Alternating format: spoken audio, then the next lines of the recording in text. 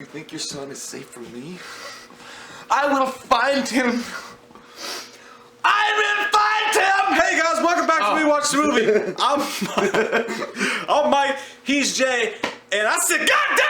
Oh shit. This is a new show idea we're doing. Comment below and tell us if you fucking like it. Living the 90s and loving it. Netflix mixtapes. Anybody from back in the day knows what a mixtape is, not even that far back in the day. It's back before Spotify and all that shit, and you would make your girl mixtapes. Yeah, man. Or you just make regular mixtapes or It was like, well, you could get Napster, and you could, like, if you didn't have the money to fucking go out and buy all this. I downloaded some weird shit. I did on too. Napster. I that took shit forever. would take days. That dial-up shit. Yeah. But so I remember one time I jotted down Bone Thugs and Harmony. It took like a day and a half. Crossroads. You know what song I downloaded on Napster? It was that You Can Eat Me Out. I remember Shut your motherfucking mouth. Whatever that song was. Anyways, it was on my dad's computer. He probably thought I was weird. Oh, I thought you were just singing that at bars. Netflix mixtape. What we do is we're making mixtapes based on what's on Netflix. So you gotta make the right arrangement. Everything has a certain place. You start off at a certain pace and you gotta end on the right note. It's a fucking art. Everyone's a suspect. You gotta do it right. Slide it in. You gotta do it Slide right. it in. This mixtape it's for people who didn't grow up in the 90s, or you just want to remember your youth as a 90s youth. This is our opinion on what encapsulates the 90s, okay? Yeah. And we know that some of you guys aren't ready to go in, you know, bare bones without the condom, so we're going to slide the condom on for you and gently ease you in there with some KY jelly. Are you ready to go, Mike? Shut up. Don't fucking worry about the analogy that I just made. So Actually, that just reminded me of a scene from Bad Santa 2 last night. Do you remember? They were in a bar. He was doing this chick in a bar bathroom, and he used dial soap. Yeah, then he put it in the butt. Yeah, in the butt. Put it in her butt. In the butt. Put it in her butt, Dan. Yeah. Number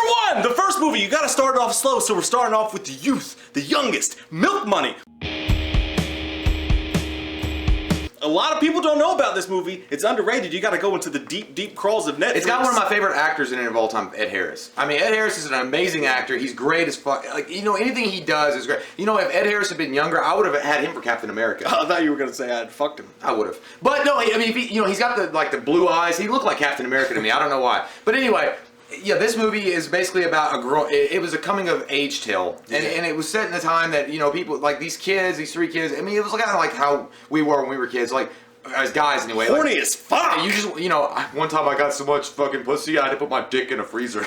Now this is back in the day, back in the 90s, when you were a kid growing up in this time. You didn't have RedTube or YouPorn or HotSluts.com. No, yeah, nothing. You had like. You had to like watch between like the. Yeah, that was back when like you put it on pay-per-view. Yeah, it'd be like, yeah. I gotta see a nipple. It's like, ah, there it is.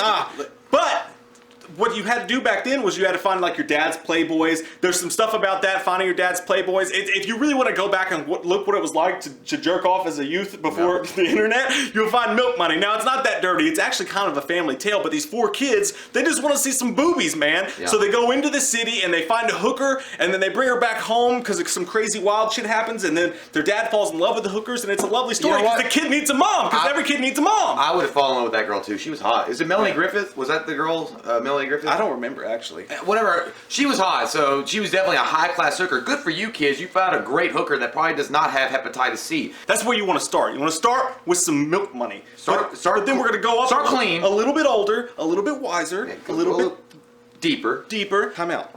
God damn it. There's no timeouts in fucking this. There's no crying in baseball. God damn it. You got to go heavyweights. It's a Disney movie. I love Heavyweights. But it's the character, and if you haven't seen Heavyweights, you've definitely seen Dodgeball. Remember the character that Ben Stiller was for Globo Gym. Laser. Let me tell you something, guys. Taser. And my fitness consigliere, Michelle. I'm going to do one better. I'm not going to give you a light. I'm going to show you the light. Do it, Lars. Get out of here, fat, and hello, awesome. Like, that's, okay, so Ben Stiller is basically like this fitness guru, or he thinks he is, and he takes over this fat camp for kids, and he wants to make them, for his infomercial, skinny wieners, but you know, skinny. That's what all the kids like. Did he say skinny wieners? But it's so good. It's so fucking fun. And you know, this is actually the one time that I will say that Paul Feig was funny. You know, they show this kid like a tape for the fat camp. He's like, I'm not going to fat camp. You're fatter than I am. Why don't you go? To his dad, and he winds up going on the plane anyway. And this the Kenan and Kel, I think it's Kel, that comes up and he's like on the airplane with him. He's like, fat one. Yeah, the fat one. And he's like, going to fat camp? And he's like, no. Why? He's like, because you're fat. And he's like, is that your dad? He's like, no. Why? He's like, because he's fat too. He's like, well, so are you. He's like, I know, because I'm going to fat camp. It's like, but they're so embracing of it. You know what? I can't help but say, it's a cute movie. It's a cute 90s film. Aw. Okay, you can take that shit somewhere else. Why don't you suck a dick? Why don't you buy a lollipop at the store and suck on it? It really has this 90s feel to it. It was such a great movie. And Ben Stiller's an awesome actor in Ben this. Stiller's most underrated role. Yeah. I think it's his funniest role ever, dude. I love him in this movie. I fucking love Ben Stiller in this Look, I'll tell you who it was. It was Seymour Butts. Who's Seymour Butts? He said, no more Seymour Butts than you, Uncle Tony. And there's like that, those corny jokes are there. That feel, that nostalgic, that music is all there. Like, man, I mean, you gotta love this Anybody movie. that's ever been to a fat camp or a summer camp or just been fat Or just chunky. Or whatever. A little chunky. You've got to watch Heavyweights if you know what it's like to be a fat kid in the 90s. It was fucking awesome. It was better than it is. I mean, it's better now. Probably now. I'm not, yeah, it's not better now. Better to be fat. It's bad. Yeah, I'd rather be fat. Back then. Maybe, because you did get picked on a lot. You did get picked on. Bullying, nowadays, everybody's like... But you had more... These kids are like globally aware and shit, and nobody gets Yeah. picked on, and it's cool to not be cool. I don't know, I would have been a lot better in today's world. I got my ass kicked and shit. Yeah, in today's world, there's safe spaces. I was chunky and short. In today's world, there's safe spaces. You can just run out of a corner like, safe space! Next, we got... Going with Beavis and Butthead Do America, actually. Beavis and Butthead. When you were a youth in the 90s, Beavis and Butthead was the thing. Time out! That's a mannequin song. Hey, look at that big dick that Mike's got in his hands. Oh, Hoagie. It's Hoagie-sized dick. Hodor. Lettuce. Hold the door for this dick. Beavis and Butthead. Back in the day, Beavis and Butthead, it was one of two things. Either your parents let you watch it or your parents didn't. And it was a constant discussion. Did your parents let you watch Beavis and Butthead? Luckily, I lived with my grandparents, so they didn't know anything. No.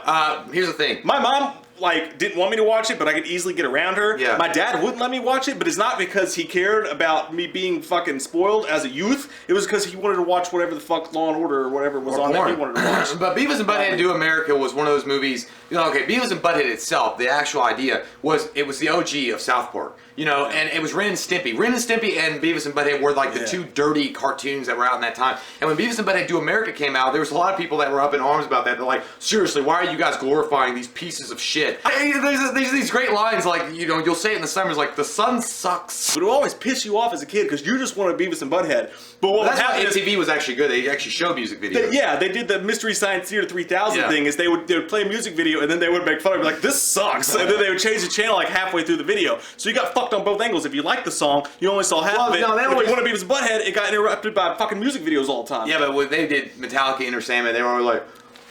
breaking the law, breaking the law. There was always this cool stuff, and there was memorable quotes from that movie. That movie is such a nostalgic thing for us because I think we rented that. We broke the fucking tape. Hundreds of fucking times, dude. Always I rented that shit, and it was great because the first part of the movie is they get their TV stolen, and he wakes up and he's like, this sucks more than anything has ever sucked before. It's like, it's the fucking best. So if you grew up in the 90s, you fucking knew Beavis and Butthead. In this movie, you got like an What are we gonna do? What are we gonna do? It's like, calm down, Beavis. Let's talk about Clueless. Yeah.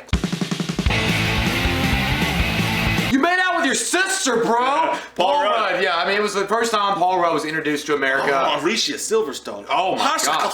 Yeah, it's funny. I don't know what that says about me because you went to Alicia Silverstone. I was like, Paul Rudd. But Alicia Silverstone is hot as shit, and she's great, and she really embodies that Valley Girl thing. It's a high school movie, and you can kind of relate to it if you were in California. It's still hard to kind of relate to it now. It still has some of those same things because the cliques. Like, in all these movies, they would all do the same thing. Like, someone would introduce the new kid or whatever, and this one, Brittany Murphy was the new girl, and they would show her, like, the cliques. Like, there's the skeevy stoners, you want to stay away from them, these are the popular kids and stuff like that, and that's really how shit was back then. Like, you really, and I don't know how high school is now, but back in the 90s, like, everybody, and like, I graduated in 2003. I did too. I didn't graduate. I got my diploma. Fucking loser. I got my diploma 2 weeks late in 2003. But, like, they had, like, everybody was separate. There was the rednecks, and everyone in these tiny groups. I think now everybody's, like, fucking all about we always had this diversity. idea. Yeah. Old women They wouldn't happen like that. When we were in high school, it was all about, like, there's going to be a war this year. It's going to be between the black people and the rednecks. They'd be like, what side are you on? It was Civil War before Civil War. And I was That's probably just in Kentucky, though, where people are fucking racist. Probably. I was just like, they were like, what side are you on? I was like, I'm just going to be hanging out with my dudes and the skaters and in the library. So you guys do your thing. And then nothing ever happened. But, yeah, there were the cliques. They did showcase the cliques. But speaking of clicks and speaking of movies that showcase clicks, I know we're not talking about too much about Clueless because it's Clueless. I mean, Dude, this is one of those chick flicks though. It's a straight up chick flick. It's a good movie, but it's a movie for guys too. Like you can watch it and laugh. Donald Faison was in it. She drives for the first time. There's a lot of perfect what it was like to be a youth in the 90s. You got to add Clueless to it. It's not chicky girly at all. And speaking of clicks, going into the next one is 10 Things I Hate About You. Yeah, which was in there. It was great. It was this movie to me was heads and tails better than Clueless because it really. I think that is more of a mid. But no, it was like the Clueless that wore Jinkos and smoked cigarettes. Pretty much, a little bit edgier. I think it was generally showed better the high school experience in the 90s than Clueless is because Clueless focused on California and the Valley Girl stuff. This one really had the Midwestern Keep on feel. cruising. I'm going. Jason Bourne's girlfriend. Jason Bourne's girlfriend. Yeah, what's her fucking name? That's what I'm trying to talk. What's her fucking name? I don't know. Julie Stiles. Julia Stiles. Ooh. Yeah, she's hot. She was worth it. She's pretty alright. Yeah. But she was very fucking mannish, and she was her own character. But this also showed the clicks, and it also showed like the individualistic type of person. Back in 10 Things I Hate About You. Well, but it's a funny as fuck It was movie. cool because the geeks, the nerds, were the ones that really were driving this movie at first. Yeah. And then Heath Ledger, which is the outsider, kind of Brandon Lee Crow. And he's like, I don't give a shit about high school. Last movie. The last. No, it's not the last. Yeah, it's the last. Next to the last. It's two. We're tying them together. Oh, we're tying them together. We're tying in a fucking bow. It's Christmas time, you bitch. The last fucking movie we're doing will be in the playlist on, and remember, this got to be encapsulated in the world of Netflix. These are all on Netflix currently as of November, the day before Thanksgiving 2016, and they're not going away in December either, so you got a whole nother month. Yeah. The last one, for me personally, perfectly encapsulates being a youth in the 90s. Don't say it like that, because I did it too. I felt that way. God. When I say me, I mean us. Oh, okay. Okay? We're like Venom. Let's go to Zales. We're like Venom. Encino Man / son-in-law, but mainly Encino Man. Yes. The best Pauly Shore movie ever. It makes no sense because Encino Man, you've got Rudy, you've got Sean Astin as the main character, which he looks like he just walked off the set of The Goonies. He's still talking like the Goonie guy, he's still like dressing like the Goonie guy, but it's like Pauly Shore store. Like it's Pauly Shore's spotlight. I just remember trying to talk like him all the fucking time. Mom would be like making burritos, like, you're making some burritos, some grindage. And we go to 7-Eleven, I'd be like, I gotta wheeze the juice. Everybody wheezes the juice. Everybody fucking parents hated Pauly Shore because all their kids fucking. So let's give a like recap really quick, okay? All it is basically Sean Astin and Pauly Shore are kind of the losers of high school. They're not really losers, but they're kind of like losers. And they find a caveman frozen in their backyard when they're digging up their pool, as you do. They fucking he thaws out. It's Brendan Fraser. They get him all accustomed to the 90s, and they introduce him to high school, and he becomes popular. So this is the thing. Stoney's character is perfect because he's just a crusty dude. Yeah. And he's happy being weird and who he is. But Sean Astin's character is the kid who he can't accept that he's just kind of a loser or whatever. He wants to be popular, and he's hell bent on it. There's just so many memorable, and it really, we talk about movies that feel like the 90s. This movie really does. The fucking Slurpees, the roller coasters, the special and ice skate hangout. Yeah, and the clothes, and and doing the Spanish with the fucking earphones and talking. It's still so good. Best scene though. And you know what? Surprisingly, this movie actually can get through people through high school that have low self-esteem because did you pick your butt? Small fingers. No, but it can get people through high school because Stoney is one of those kids and guys that understand, look, just be yourself, and who gives a fuck what other people think. He's like, high school is one moment, and then we got bigger things, buddy, coming up later. You want to be Stoney. You don't want to be Sean Astin. Yeah, Stoney is like the guy to be. Too many people are Sean Astin. But I will say, the number one scene in this, the best scene, is the gas station scene. Mm-hmm. That's fucking 90s. I always envisioned it's a 7-Eleven in my head, because there were so many 7-Elevens where I grew up. But, they go in, and he's like, you got your 4 major food groups. He's like, your milk duds, you want to hide under your pillow in case your mom finds them. And he's like, the meat group, they're eating burritos in the microwave. Fruit group. The fucking fruit Sweet group. tarts. The Slurpees, wheeze the juice. He's like, no, it's the juice. He's like, oh. He just happened to wheeze the good juice. Anybody that lived in the 90s knows that fucking brain freezes from Slurpees were the goddamn worst, man. They were the worst. They were the worst. And then, of course, we gotta mention Son-in-Law, which maybe you want to end it on Son-in-Law because it's kind of a college movie. But it's Pauly Shore's character in college. It's fresh out of high school. Yeah, so that's really the only growing up in the 90s version, but you just gotta tie these two movies together because it's still a great quality short basically movie. the way that he was in Encino Man, he's like that in Son-in-Law, but to me, he's just not as funny. If you're looking at youth in the 90s, this is the Youth in the 90s Netflix playlist. Let us know what you guys think about the idea. Let us know what you think about Encino Man. Definitely my favorite movie. We'll do another one of these, like, guys, if you want them. We'll do more different versions. What Netflix playlist do you want to see? Give us a title, give us an idea. Touch yourself. If you guys want, I don't send us judge pictures you. of it, though. Maybe. Or send us a video. We'll have someone safeguard it. You go through them. I'm not going through them. So comment down below, let us know what your all's thoughts are on this show idea and on these movies and on your youth in the 90s and on what Netflix playlist you want to see. There's a lot of shit, so fucking comment below, you goddamn lurkers. The youth of the nation! We love your fucking faces. If you're new to the channel, click that subscribe button to get some fucking wham up in you. We watched a movie.